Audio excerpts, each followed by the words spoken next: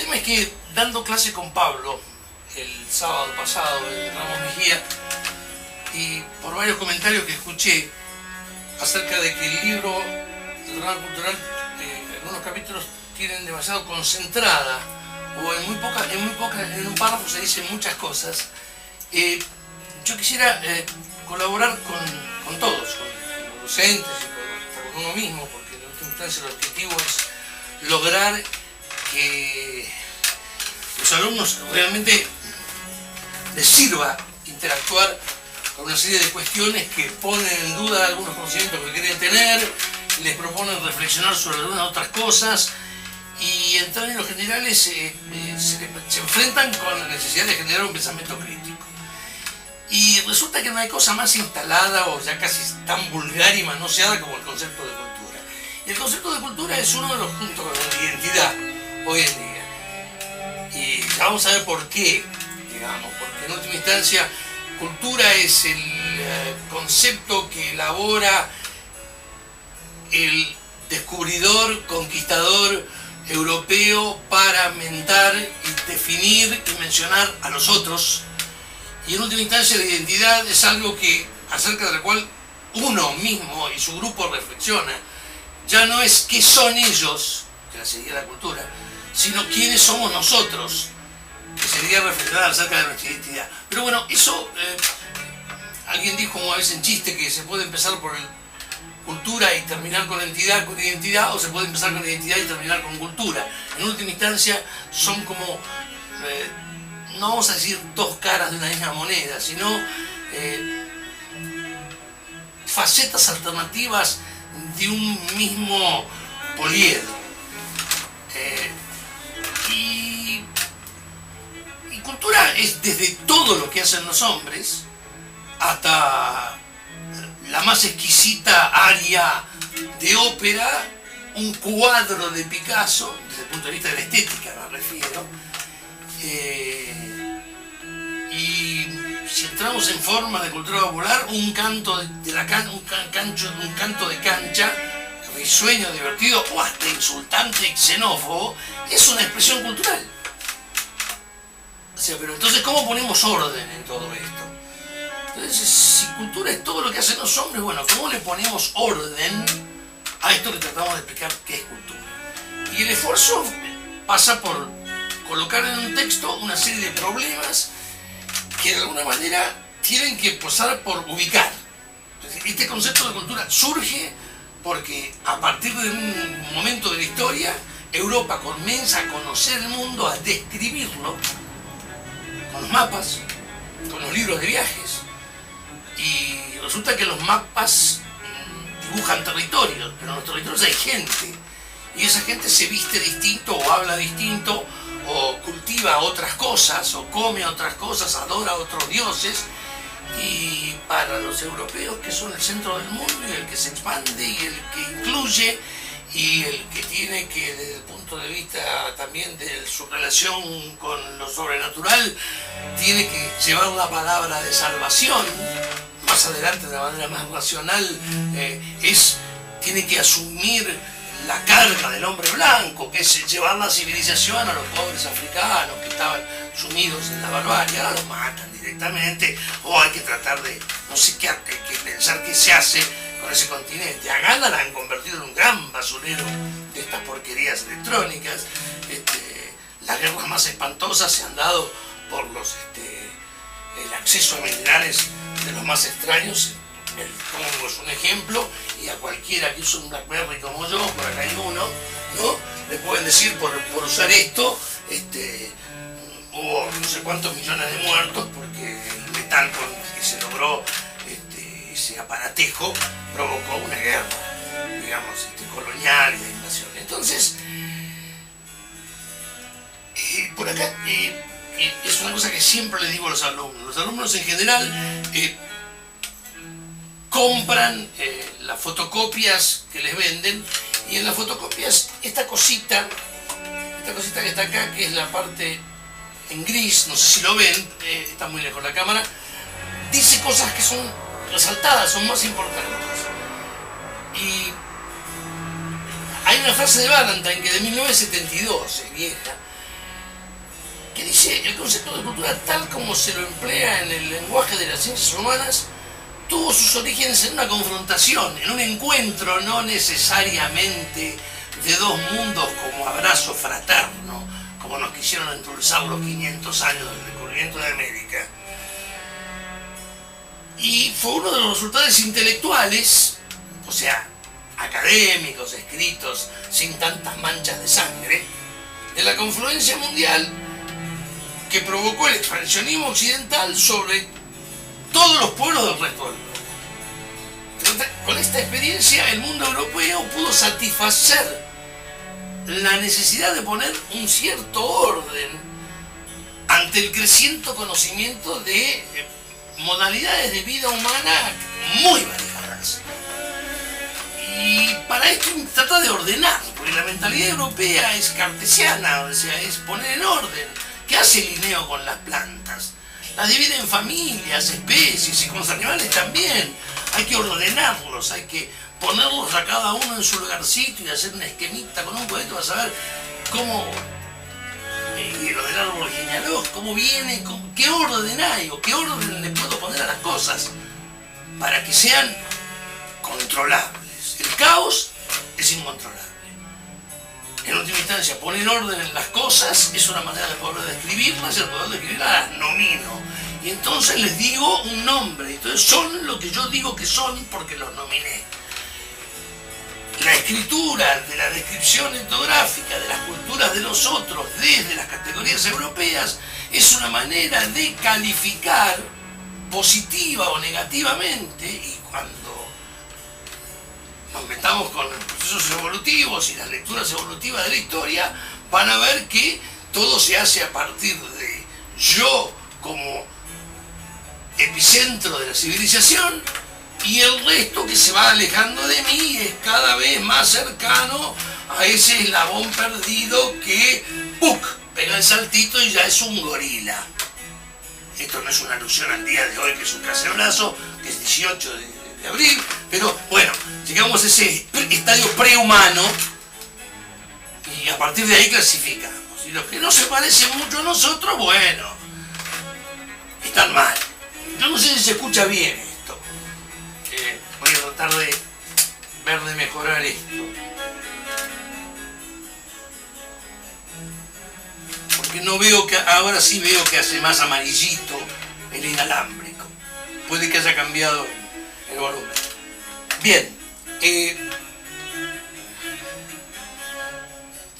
general, digamos, uno tiene la tendencia a hacer etimología, ¿no? Digamos, ver de dónde, cuál es el origen de la palabra. Y cultura puede venir de cultus, que en latín, romanos, era cultivar. Ustedes saben que el pueblo romano fue un pueblo de cultivadores, o sea, o por lo menos de gente que manejaba el arado.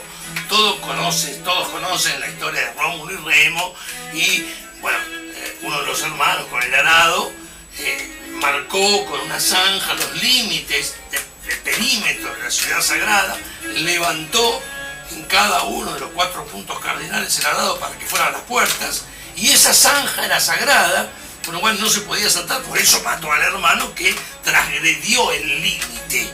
Y ustedes, esta elaboración mítica del propio origen, donde ya está esto de que la transgresión de los límites, y aún más si son sagrados, que ponen orden en un espacio vacío, es pasible de ser condenado con la pena de muerte. Es complicada la vida del ser humano, hasta en la convivencia. Porque fíjense que ya vamos a ver que esto de la cultura tiene que ver con el propio grupo, los otros, y más que nada este espacio que ocupamos, que es la naturaleza, ¿no es verdad?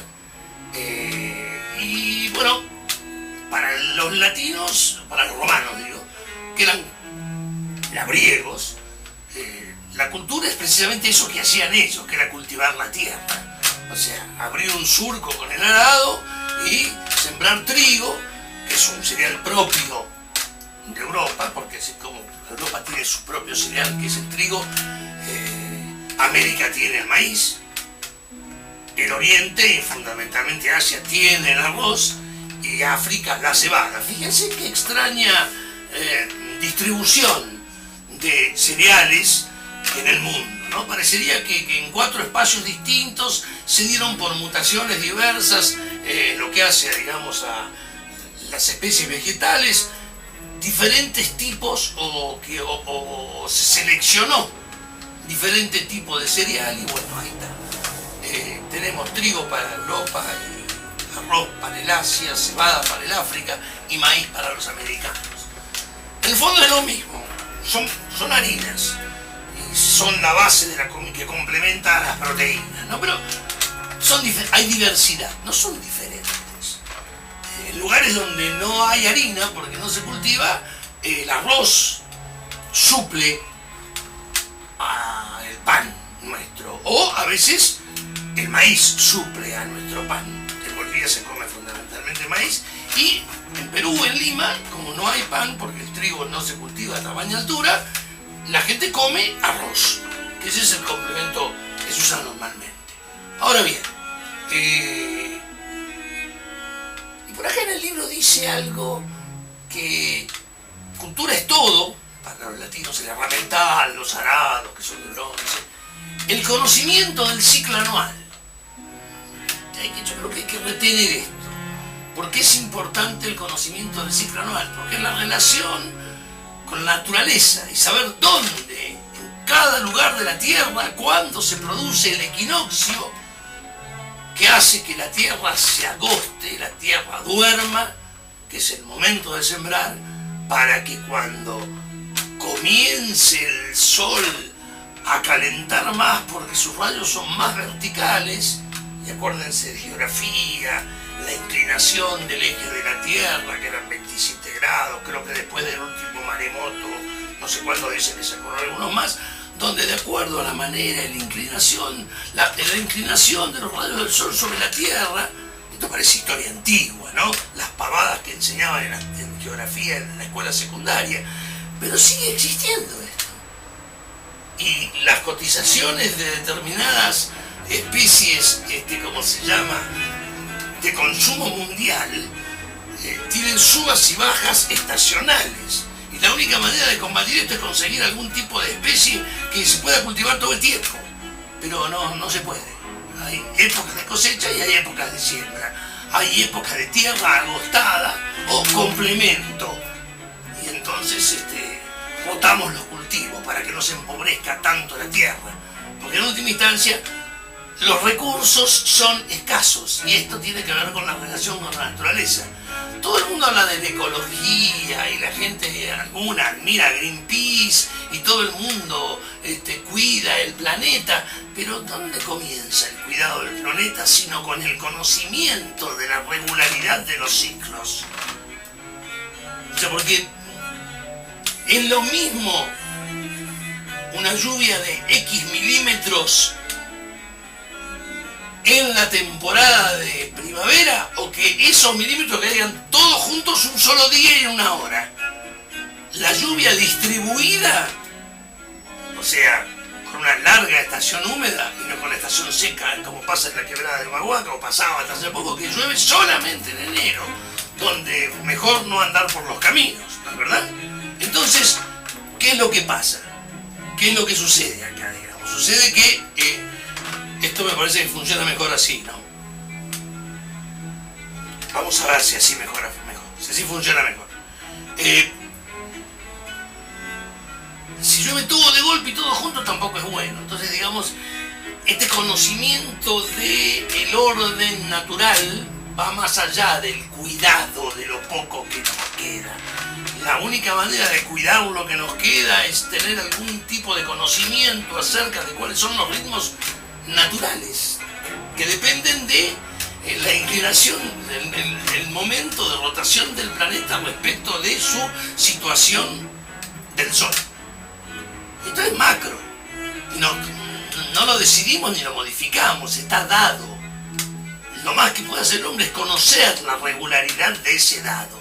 Y esa es una de las bases de la cultura, porque fíjense ustedes que esto del colo, cultivar, tiene que ver con el neolítico, que es la superación de la etapa de los cazadores-recolectores, de las bandas neandertales y primeros Homo sapiens sapiens que perseguían algún tigre dientes de sable o algún oso y se lo comían, mientras las mujeres recogían granos y bueno, comían cada tanto carne y después comían verduras que recolectaban. Cuando el hombre comienza a domesticar a las plantas y a los animales, a hacer previsible algo así como la producción regularizada de alimentos y prever que una cosecha alcance para comer todo el año y el resto tener tiempo libre para dedicarlo a otras cosas como la alfarería, la cestería, la vigilancia, hacer cerámica o fabricar ladrillos para empezar a hacer pueblos,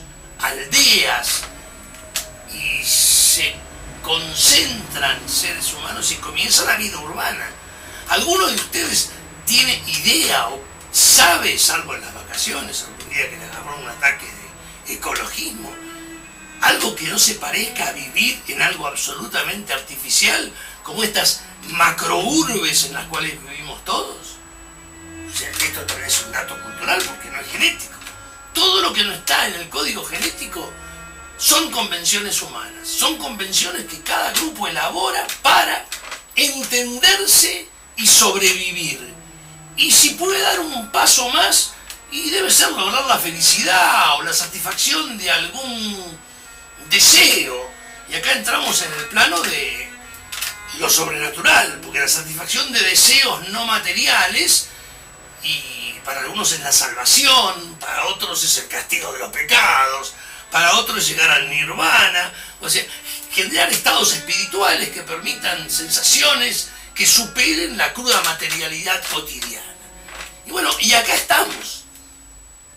Esto es un poco la cultura.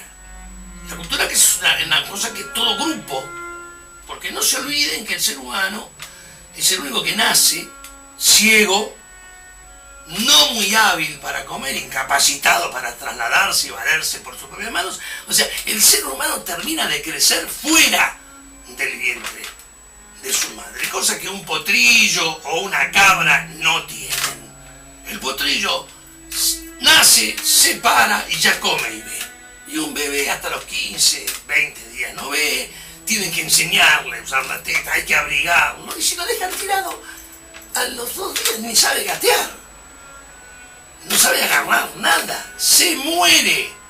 Por eso el hombre es, hasta desde antes del nacimiento, un hecho social.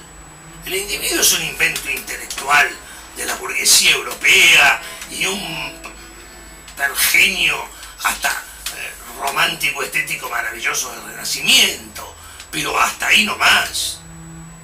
Nosotros somos lo que aprendimos a hablar, pensamos lo que nos enseñaron a pensar con la gramática, o sea, estamos acostumbrados a vivir en cosas así, cubículos de este tipo que se parecen a lugares aptos para el frío, el calor, todo ese tipo de cosas que son absolutamente artificiales y convencionales. Todo tiene la marca de la estética o de la antiestética o de la convención en haberla concretado porque nos hemos puesto de acuerdo con alguien.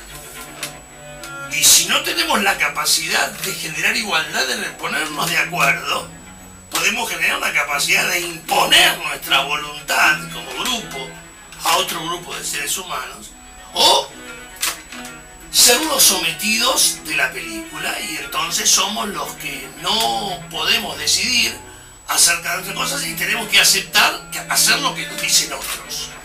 Y a veces sin querer aceptamos, porque creemos que es la verdad instalada. Ya vieron el tema del marciano, el diálogo y la relatividad de algunos saberes instalados como verdades, que no son tales. Son convenciones que se mantienen hasta que alguno no pregunta ¿y por qué? Y resulta que no hay un por qué. Hay un por qué sí. Y si alguien duda del sí, del por qué sí, es un veremos. Y entonces puede que surja una propuesta de una conducta alternativa. Y acá aparece la diversidad. Y dejemos esto por ahora acá y luego seguimos.